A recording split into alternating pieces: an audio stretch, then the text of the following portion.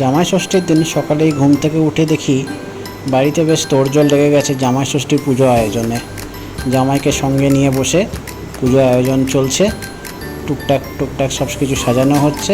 দেখুন কি সুন্দরভাবে সাজানো হয়ে যাচ্ছে। এক এক প্রদীপ জ্বালাচ্ছি। একমাত্র এই ভিডিওতে দেখতে পাবেন জামাই নিজেই জামাই ষষ্ঠীতে সমস্ত কিছু ফলমূল কাটতে সাহায্য করেছে।